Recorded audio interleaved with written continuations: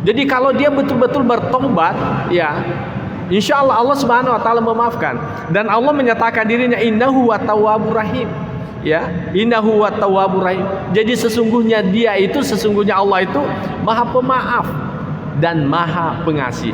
Jadi andaikan diperhadapkan ada manusia yang punya kesalahan, yang punya juga kebaikan, kalau seimbang Allah Subhanahu Wa Taala masih mengedepankan kebaikan itu. Ya apa nak kota liwat-liwat jana lolia guys, ya kan? Ilan-rulan ricede, karena memang seperti itulah. Kalau Allah mengedepankan sifat keadilannya. Jadi Allah Subhanahu Wa Taala itu ada dua sifatnya. Yang pertama ada namanya sifat adilnya Tuhan. Jadi adilnya Tuhan itu menyiksa orang yang melakukan kemaksiatan, kemudian memberikan reward kepada orang yang melakukan kebaikan dengan memasukkannya ke dalam sorga. Tetapi aliran Ahlus Sunnah wal Jamaah mengedepankan kekuasaan Tuhan daripada keadilannya. Tidak ada yang bisa melarang Tuhan. Kalau Allah Subhanahu Wa Taala mau memaafkan hambanya yang begitu banyak dosa pada masa hidupnya, tidak ada yang bisa melarang Allah Subhanahu Wa Taala. Ya, tidak ada yang bisa melarang. Ya, mungkin samalah kita ini sebagai orang tua, kita punya anak, kasih di Mabetang, kata saya di Matinulu. Nah, kalau kita semuanya mau memberikan warisan yang sama, itu tidak ada larangan bagi kita. Kita punya hak prerogatif untuk memberikan yang sama. Nah, begitu juga Allah Subhanahu Wa Taala. Andaikan Allah Subhanahu Wa Taala mau memaafkan dosa-dosa hambanya, gimana? Itu tidak ada halangan baginya. Karena memang Allah Subhanahu Wa Taala bagi aliran Ahlus Sunnah wal Jamaah lebih mengedepankan kekuasaan Tuhan daripada keadilan Tuhan. Bahkan sifat penyayang Tuhan itu dikedepankan. Makanya di sini dinyatakan Al-Ghafur Ar-Rahim. Berikutnya wahal yujazi illal kafur. Ya. Jadi apakah ada orang yang disiksa kecuali orang yang kafir? Ini ayat memberikan ketegasan bahwa semua orang yang beriman itu potensi dihapuskan segala dosanya. Mungkin ada bertanya, kalau banyak pun tidak ada yang bisa mencegah Tuhan mau memaafkan. Mabetam pada masa hidupnya tidak sholat, Allah mau memaafkan, boleh. Allah Subhanahu Wa Taala punya hak prerogatif memaafkannya. Tetapi Allah Subhanahu Wa Taala punya batasan.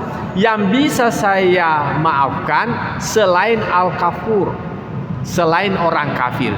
Kita semuanya ini alhamdulillah adalah orang muslim, percaya iman kepada Allah, maka kita punya peluang untuk dimaafkan dosa kita. Ya, ini. Jadi kecuali orang kafir itu. Nah, kemudian inna qad uhiya ilaina annal azaba ala man kazzaba wa tawalla. Jadi sesungguhnya telah diwahyukan kepada kami annal azaba ala man kazzaba wa tawalla, bahwa sesungguhnya siksaan itu dipersiapkan kepada mereka yang kazzabah, yang mendustakan kebenaran Allah, mendustakan kebenaran agama, mendustakan kebenaran Rasul, mendustakan kebenaran Alkitab, watawalla, dan mereka berpaling keluar daripada Islam. Inilah. Nah, jadi kalau kita ini alhamdulillah semuanya adalah muslim, yang mengakui keberadaan Allah Tuhan kita, Rasul Muhammad sebagai rasulnya, Al-Quran sebagai kitabnya, maka kita semuanya berpeluang untuk mendapatkan rahimnya Allah dan gapurnya Allah Subhanahu Wa Taala. Jadi itu siksaan lebih mengarah kepada orang yang kafir. Tapi orang muslim bagaimana? Tetap ada untuk siap disiksa, tapi ya tentu juga Allah Subhanahu Wa Taala ada nanti sifat-sifat penyayangnya terhadap umat Islam itu. Nah, kemudian kita melihat hadis Nabi SAW yang terkait dengan ini. Ini hadisnya wa an Ubadah bin Samit radhiyallahu anhu qol, bersumber dari Ubadah bin Samit radhiyallahu anhu qol.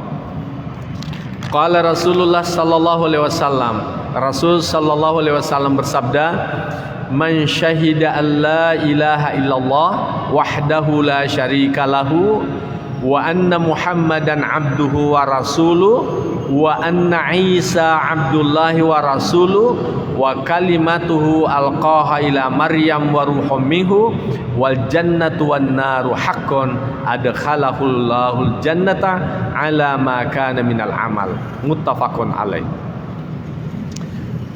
Jadi hadis ini muttafaqun alaih. Kalau muttafaqun alaih itu artinya disepakati oleh 3 muharrijul hadis, oleh ulama hadis. Siapa yang dimaksudkan itu? Disepakati oleh hadisnya Imam Bukhari, yang kedua Imam Muslim, dan yang ketiga adalah Ahmad bin Hambal. Jadi hadis ini bukan hanya diriwayatkan di dalam Bukhari, tapi juga diriwayatkan oleh Muslim dan juga dalam kitab Ahmad bin Hambal.